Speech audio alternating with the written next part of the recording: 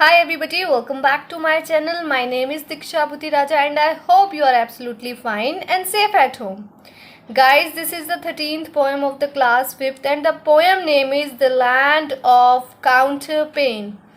The Land of Counterpane has been written by the poet Robert Louis Stevenson.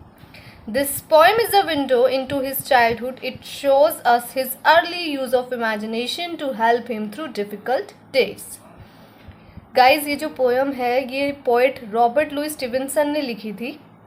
जब वो बचपन में बीमार हुए थे तो वो घंटों बेड पर लेटे रहते थे, तो अपने टॉयज़ के साथ खेलते थे और अपने आप को एंटरटेन करते थे।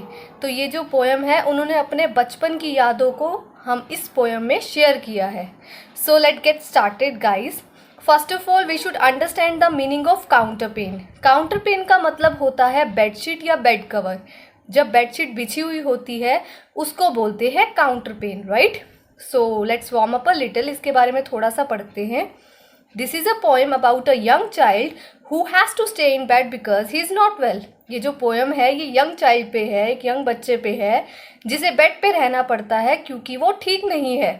But instead of being board, instead of होता है कि के बजाय, मतलब बोर होने के बजाय ही एंटरटेन्स हिमसेल्फ। वो अपने आप को एंटरटेन कैसे करता था? By playing with his toys, अपने टॉयज़ के साथ खेलकर, and using his imagination.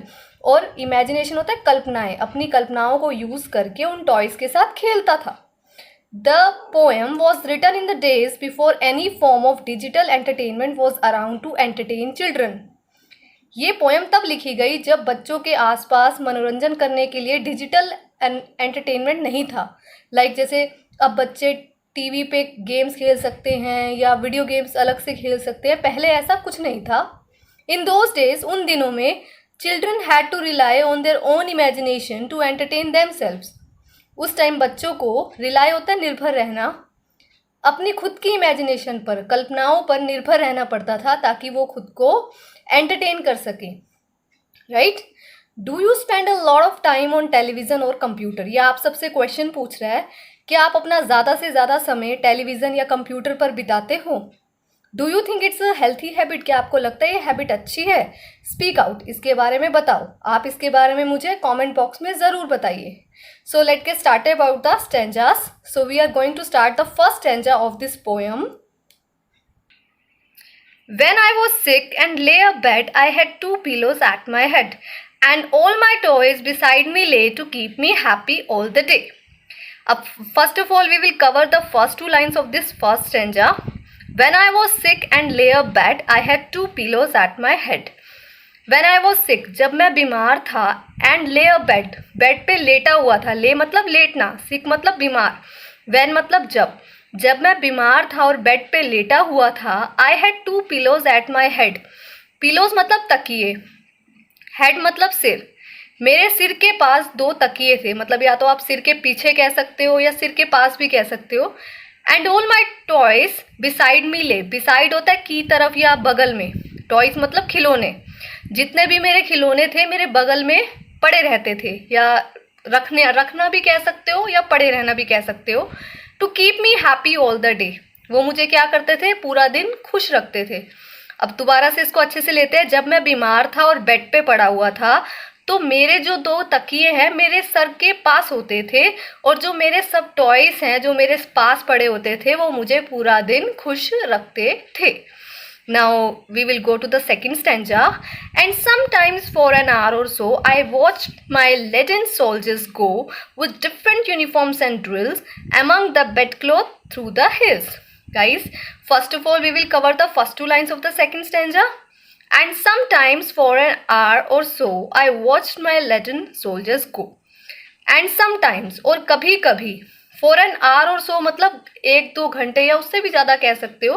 For an hour 1 घंटा, और सो मतलब उससे थोड़ा सा ज़्यादा। आई वॉच्ड मैं देखा, मतलब मैंने देखा। माई लेडन सोल्जर्स, लेडन मतलब जो लेड से बने हुए सोल्जर्स होते हैं, लेड मतलब जो मटेरियल होता है लेड का, उससे उनको जाते हुए, उन सिपाहियों को जाते हुए देखता था। विथ डिफरेंट यूनिफॉर्म्स, यूनिफॉर्म्स होता है वर्दी, एंड ड्रिल्स, ध्यान से सुनिए, ड्रिल्स का मतलब मार्चिंग करते हुए। कहता है कि कभी कभी मैं घंटों या घंटों से ज़्यादा जो है सोल्जर्स को जाते हुए देखता था क्या कहाँ देखता था? यूनिफॉर्म्स पहने हुए, मार्चिंग करते हुए वो कहाँ जा रहे होते थे? Among the bed cloth through the hills, मतलब बेड क्लोथ जो काउंटर पेन है या बेडशीट है वहां से जाते हुए, थ्रू द हिल्स मतलब हिल के आगे, मतलब हिल्स बनाते हुए, जो हिल्स उसमें बने हुए थे ना काउंटर पेन में, वहां जाते हुए।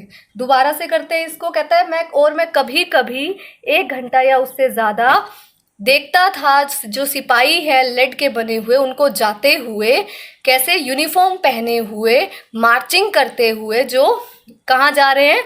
बेडशीट से होते हुए हिल्स पे जा रहे हैं। Right now we will do the third stanza guys. Third stanza is and sometimes sent my ships in fleets all up and down among the sheets, or brought my trees and houses out and planted cities all about. Guys, we will cover first 2 lines of the third stanza.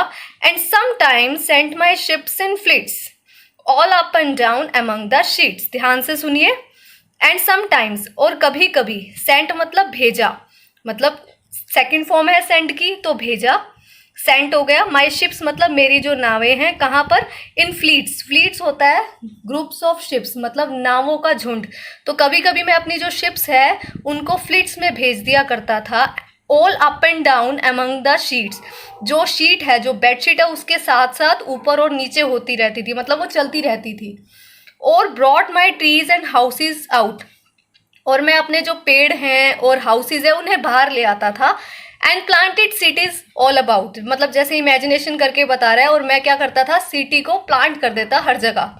अब दोबारा से करते हैं इसके बारे में। कहता है मैं कभी कभी अपनी जो शिप्स हैं उनको फ्लीट्स के साथ भेज देता, जो कैसे जाती? शीट्स से ऊपर और नीचे, मतलब अप एंड डाउन करती हुई जाती। और ब्रॉट माई ट्रीज हाउसेज आउट, और मेरे जो पेड़ हैं और घर हैं मैं उन्हें बाहर ले आता। And planted cities all about, और मैं हर जगह क्या कर देता? सिटीज को प्लांट कर देता। Is that clear? The last stanza is I was the giant great and shrill that sits upon the pillow hill and sees before him dale and plain, the pleasant land of counterpane. First of all, we will cover the first 2 lines of the last stanza. This is the fourth stanza. I was the giant great shrill that sits upon the pillow hill. देखो, I was the giant. giant मतलब विशाल, great मतलब बड़ा, and still मतलब जो शांत रहे, जो बिल्कुल मतलब एक जगह से हिले बिना। कहता है कि मैं एक विशाल और एक बड़ा और सब कुछ चुपचाप देख रहा हूँ बिल्कुल शांति से।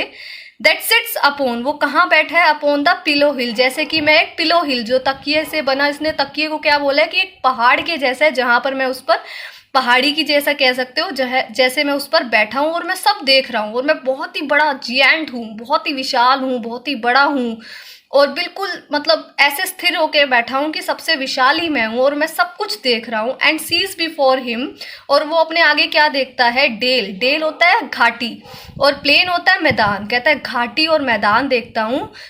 कहाँ का देखता हूँ? द प्लीजेंट लैंड ऑफ काउंटरपेन, जो इसके सामने सब कुछ हुआ है, तो उसने एक नाम दिया हुआ है। जैसे इसने अभी पहले सिटीज़ भी ले आए, मतलब बहुत सारी एक्टिविटीज़ हुई टॉयज़ के साथ, इसने अभी बहुत सारी इमेजिनेशन करी। तो कहता है कि इसको इसने क्या नाम दिया? Pleasant land of counterpane. Pleasant होता है खुशनुमा, लैंड आपको पता है धरती, काउंटर पेन आपको बेडशीट का बताया था जब वो बिछी हुई होती है, तो उसने इसको नाम दे दिया अपनी इमेजिनेशन को। जब उसने बेडशीट पे उतारा तो उसने क्या नाम दे दिया? The pleasant land of counterpane. Thank you so much guys. अगर आपने अभी तक चैनल को सब्सक्राइब नहीं किया तो सब्सक्राइब कीजिए, वीडियो पसंद आई तो लाइक भी कीजिए, और अगर आपको कुछ कहना हो, कुछ इस बारे में डिस्कस करना हो तो कमेंट बॉक्स में ज़रूर पूछिएगा। Thank you so much guys.